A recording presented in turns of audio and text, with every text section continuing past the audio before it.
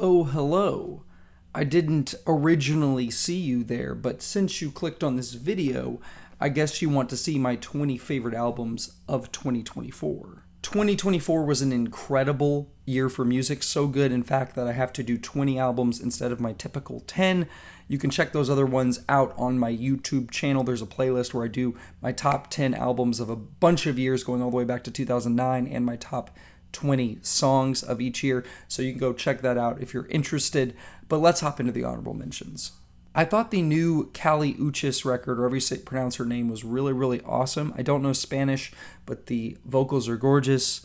The beats are gorgeous. I don't love every single song, but what we have here is some really fantastic songs, among some songs that I like less. The Concrete Boys record, It's Us Volume 1, was not the best thing in the world. It really is my guilty pleasure album for this year. I really love it. I love the energy. I love the chemistry between these guys. I think it's awesome, even though it's not the most consistent thing in the world. The Green Day album Saviors I thought was really good. I'm not a big Green Day guy, but it really did feel like a return to Dookie. Like, it really did feel like a return to form for them, while also mixing in some more modern elements. But it's got some bangers on it, and I really like the album as a whole. And my very last honorable mention is the Beyonce record, Cowboy Carter. One of the best country albums of the year, but not good enough to make my top 20. Let's hop into that top 20. At number 20, I am going to include the new Zach Bryan record.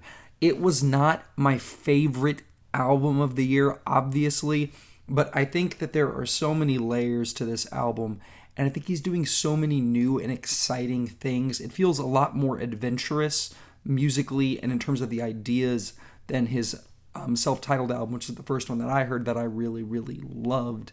But still a really great record. It's just not every single thing is working for me on the same level that it did on the self-titled album.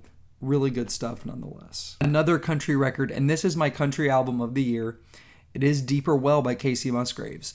An album that has some songs that are skips, songs that are not that great, and then really, really gorgeous songs. I love the title track.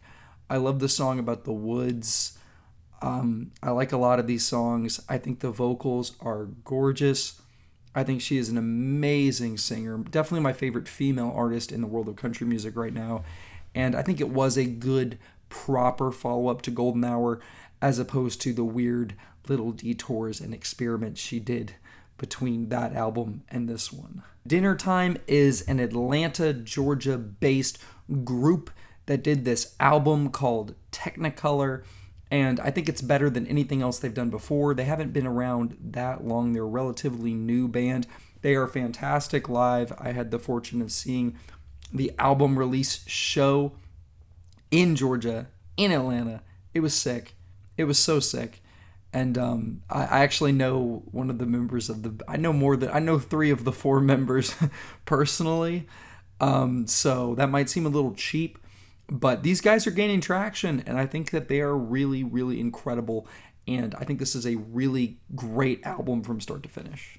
Next up, not really a drop-off, not really a fail, in my opinion. It wasn't a facepalm, and that is Wild God by Nick Cave, an album that has gotten a lot less steam, a lot less traction in the world of music nerds and music critics and music people. But it's really great, and that's kind of sad. It's getting a little bit slept on, I'll say, because I think it's really great. I think the songwriting is really good. It was supposed to go in one direction, and then the album went in a different direction, and so you're going to hear different things. Like, the song Wild God does not have the same energy as a lot of the other songs on this album, but it hits. It still really hits, and it's really great songwriting, and it's everything you expect from Nick Cave, done really well. I am very late to the game when it comes to the everything hype, but Mountain Head works for me. And this is another album that got really kind of went under the radar. Nobody's talking about Mountain Head. And I think the music is fantastic. I mean, I'm blown away by most of these songs. There's only a couple that didn't really work for me, and that's probably why it's 15 and not higher on this list. But there was a time when I was listening to this, I'm like, is this album of the year? Like, this is awesome, and nobody's talking about it. It's really, really cool stuff, really interesting lyrics, amazing vocals and music throughout this thing. Just really, really cool songs. I'm a big fan of it. I'm a big fan of Mountainhead. Pinball by Mike. Another artist I'm so late to the party on. I'm so late to the party on Mike because he's a great rapper doing the kind of underground thing, kind of in the same lane as Earl Sweatshirt. A big inspiration for Earl Sweatshirt, apparently. I'm not like an underground hip hop historian here, but Pinball is awesome. It's like 20 minutes long, and like all the songs are good or really, really good. Just fantastic production, great performances. It's really just fun. It's a very light record, and it's one that I could recommend to anyone. I've got the ugliest smile. That's the worst smile I've ever seen. Of course, Smile by Porter Robinson. What a great album. What a fun album. Just the embodiment of fun in music. I don't think it's the best thing ever. Like this album really is kind of subjective enjoyment, like overcoming like conventional flaws, the album, because like it has flaws, but the songs are just so upbeat. They're so energetic. It's so different from anything else that Porter's done before.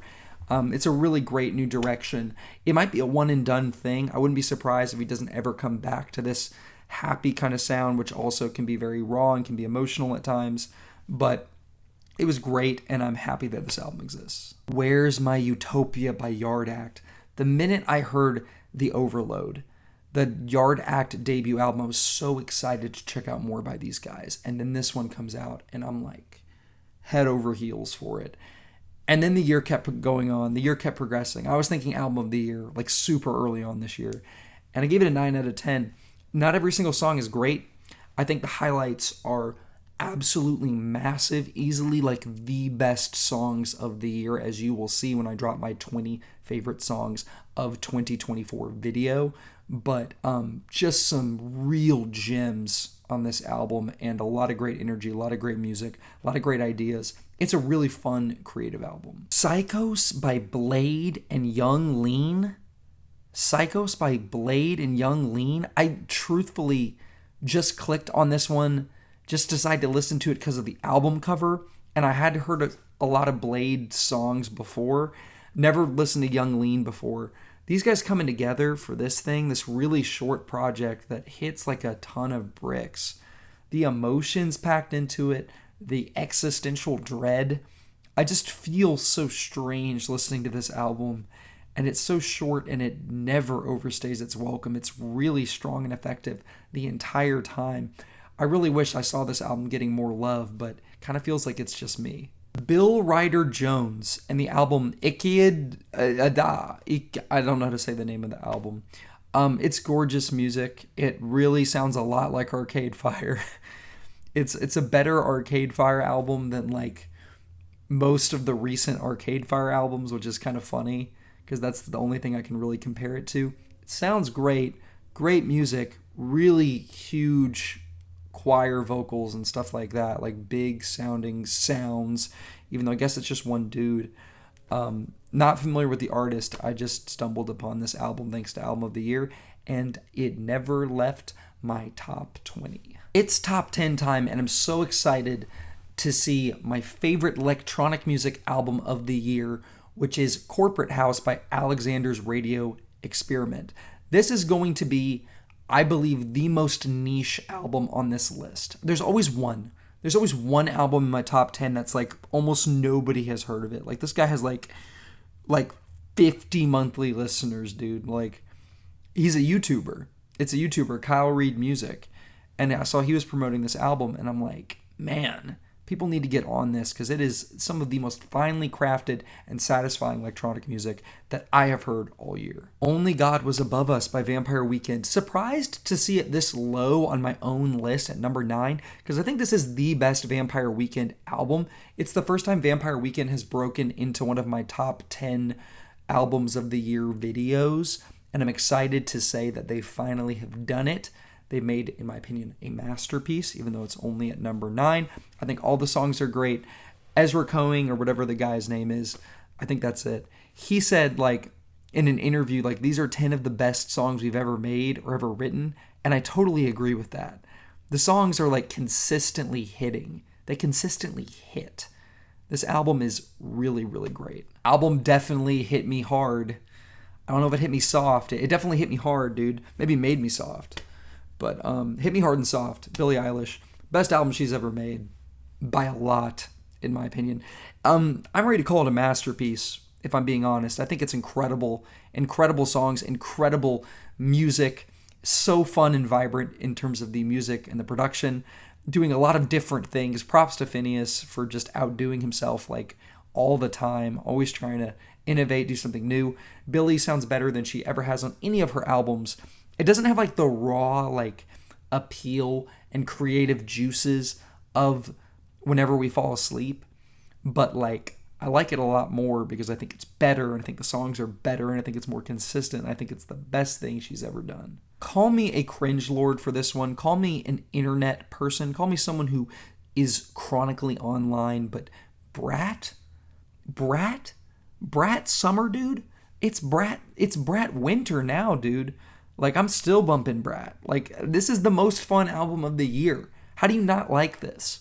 My brother doesn't like this album. Like, how do you listen to B2B or 360 or 365 or Sympathy is a Knife or any of the slow songs or So I and not think this thing is awesome? It's awesome. It's so good. It lives up to the hype. Maybe a tiny, tiny bit overhyped since it's not in my top 5 or my top 3, but it's really great. Night Rain by an artist whose name I struggle to pronounce, Aruf Aftab. I'm guessing some of those letters are pronounced silently. What an awesome, gorgeous album. Completely blindsided me. An artist I've never heard of. It's a jazz album. Like, it's technically like a jazz, probably a jazz fusion. I don't know what it's fused with, but it's so cool. It's so cool. I really, really like Night Rain. Can't say enough positive things about it. Dude, the Wall Socket Deluxe version, dude. I had to throw it in there. I was a massive fan of Wall Socket, the original album by Underscores. Not even their first album, it's their second album or third, or I don't even know. I don't understand their discography. I don't know what's an album and what's a project and what's a mixtape. I don't know what's what. But this is the deluxe or the director's cut of Wall Socket, which was my second favorite album of last year. Probably my favorite in retrospect. Sorry, John Guerra. But this album is awesome. I think the deluxe tracks are bangers and totally fit into the scheme of the album, into the story, and I think they add to it, and I love it. A big surprise with this one, 2093. 2093 by Yeat. Never thought Yeat would enter the top 10 or the top 5 of one of my album of the year videos, but 2093 is consistently mind-blowing. It's consistently awesome. The production is incredible. The lyrics are even good. Like, the bars are sick. The bars are so good. He says some funny stuff like he always does, like some memeable stuff, but then he says some really crazy bars, dude. Team CEO? Like, come on, dude. Those lines are so good. Those bars are so good. But, like, I mean, the whole album is, like, pretty incredible, especially for the length. This thing should be bloated, and it's not, because you're getting hit after pretty good song after hit after hit. Like, that's the way the track rotation goes. It's a really awesome album. The Lonely Sinner by Sam LRC, an album that I've never heard of. This is the second most obscure. The only reason it's not the most obscure, the most niche album on this list is because it got a lot of hype on Album of the Year. That's why I discovered it. That's why anyone's discovered it, because it's one of the highest rated albums from the user scores, from like just regular music listeners, not music critics. And guess what? It's awesome. It's awesome. Hits like a ton of bricks. Post-rock album that it'll get you. It'll sneak up on you. It'll overwhelm you as well, but it's really great stuff. Number dos. It has to be Plastic Death by Glass Beach. I never listened to the debut Glass Beach album. I still have not listened to the album in full, which is kind of hilarious, given how much I love this album and how that album is so much more popular than this one. Like, it's so good. It's so, so good. I'm amazed at the quality of this album, and I'm amazed that, like, not everybody thinks it's like a 9 or 10 out of 10 album, because I am blown away by nearly every single track. If it's going slower, if it's going faster, whatever it's doing, it's awesome. And my number one, an album that I think has a really, really strong title, is The New Sound by Jordy Griep. I think this album is phenomenal. I think it's really exciting. I think it's innovating.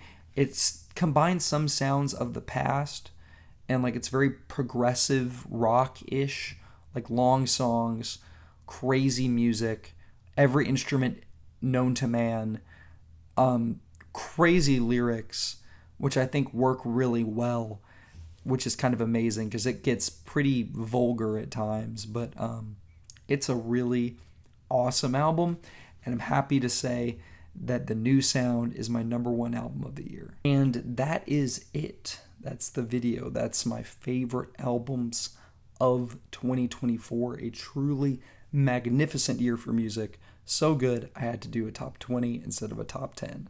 New for me, new for you. I hope you enjoyed. I hope you please share your favorite albums of the year. There are so many great albums that I did not mention in my honorable mentions because I wanted to keep that list to be a little bit exclusive since I'm already talking about 20 albums. So please, what did you enjoy that I have not yet mentioned? I might as well throw out a couple that I enjoyed. I really like the Tortured Poets Department,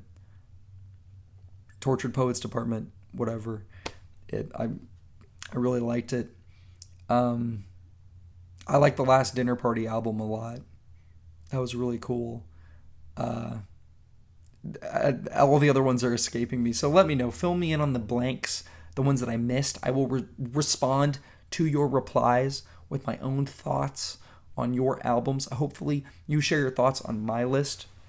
Maybe you agreed. Maybe you strong disagreed. Hopefully, something that you love that other critics aren't talking about is something that I pointed out and said, hey, this album's really great. So maybe you'll feel a little bit seen. That's always nice. I like comments like that where it's like, oh my goodness, no one else said that this album was good. No one else loved that album. I thought I was the only one that loved that album. And it's like, no, dude, like I'm standing right here. I'm sitting here right here talking to you right now. And I like that album too. So thanks for watching the video. Have a great rest of your day.